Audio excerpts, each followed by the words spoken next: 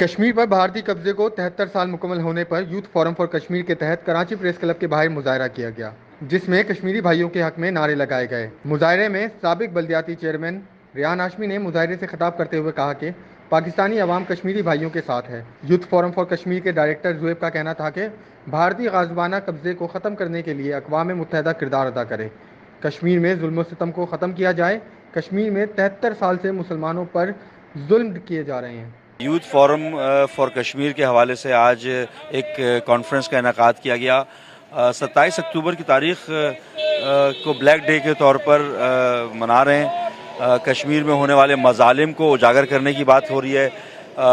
1 سال کا lock down ہے۔ 1 سال کے لاک ڈاؤن میں کشمیر میں رہنے والے ہمارے بہن بھائی جس قسم کی مشکلات کو سہ رہے ہیں ان کو اجاگر کرنا ہے۔ نوجوانوں میں کم از کم اس بات کو نہ صرف اس کو بتانا ہے اور آگے کی طرف یعنی کہ انٹرنیشنلی بھی گلوبلی بھی سوشل میڈیا کے ذریعے مختلف طریقہ کار سے جو ہمارا کاز ہے، اور کیونکہ پاکستان کا نیشنل انٹرسٹ جو ہے اس کے ساتھ وابستہ ہے، تو کشمیر کے حوالے سے جو کاز ہے اس میں میرے خیال ہے پوری قوم کو یکساں یک زبان ہم آواز ہونا ضروری ہے۔ تو یہ اس طرح کی ایکٹیویٹیز کشمیریوں کے حوالے سے ہونی چاہیے۔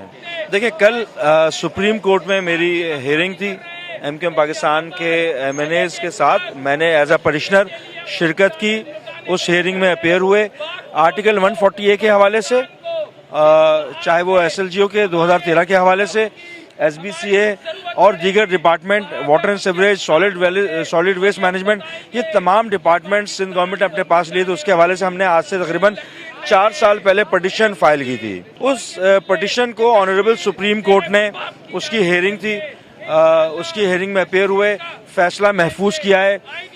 ہمیں اس بات کا دکھ تو ہے کہ 4 سال پہلے ہونے والی دائر کی جانے والی پٹیشن کے اوپر فیصلہ نہیں آیا، کیونکہ ہماری امیدیں وابستہ ہیں سپریم کورٹ سے، اور سپریم کورٹ کی وجہ سے یہ بلدیاتی انتخابات ہوئے تھے۔ لیکن آج بھی اگر ہمارا میئر نہیں ہے یا بھی انٹرم سیٹ اپ چل رہا ہے یا ایڈمنسٹریٹرز ہیں، اس کے باوجود بھی جو بات کراچی کے لیے کرنی ہے، جو اربن سندھ کے لیے کرنی ہے، جو پاکستان میں لوکل گورنمنٹ کے لیے کرنی ہے، وہ ہم کر رہے ہیں۔ اور مشکلات ہیں۔ این ڈی اے میں آیا 1100 ارب کا، ہم نے ریکویسٹ کی تھی کہ 1100 ارب آپ لگائیں کم از کم۔ کراچی کو جو حق ہے، کراچی کو جو ملنا چاہیے وہ نہیں مل رہا۔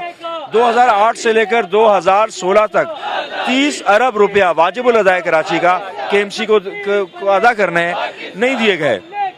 اچھا، اب اس کا مطلب یہ ہے کہ کراچی کو پولیٹیکلی وکٹمائز کیا جا رہا ہے، کراچی والوں کو رگڑا لگایا جا رہا ہے۔ تو ہم ہر فورم پہ اس کو کوشش کر رہے ہیں کہ کم از کم کراچی والوں کو، اربن سندھ کو اس کا حق ملے۔ آج یوتھ فورم فار کشمیر کی جانب سے یہاں پہ اندر ایک پریس کانفرنس کا انعقاد کیا گیا ہے، اور ادھر ایک مظاہرہ ہو رہا ہے ہمارے کشمیری بہن بھائیوں کے لیے۔ وہ نہتے مسلمان کشمیری بہن بھائی ہمارے جن کے اوپر پچھلے 70 سال سے ظلم ہو رہا ہے، آج وہ تاریخ ہے جب ہندوستان نے، بھارتی فوج نے ظلم کر کے، جبر کر کے کشمیر پر قبضہ کیا تھا، اور اسی لیے آج ہم مظاہرہ کر رہے ہیں، کراچی پریس کلب کے باہر کھڑے ہیں۔ میری ساری عالمی اداروں سے گزارش ہے، پاکستان کی عوام سے گزارش ہے کہ وہ آئیں ادھر، ہمارا ساتھ دیں، اپنے کشمیری بہن بھائیوں کی آواز بنے۔ تو میں چاہوں گا کہ ایک بار سب مل کے ہم نعرہ یہ لگائیں کہ کشمیر بنے گا پاکستان۔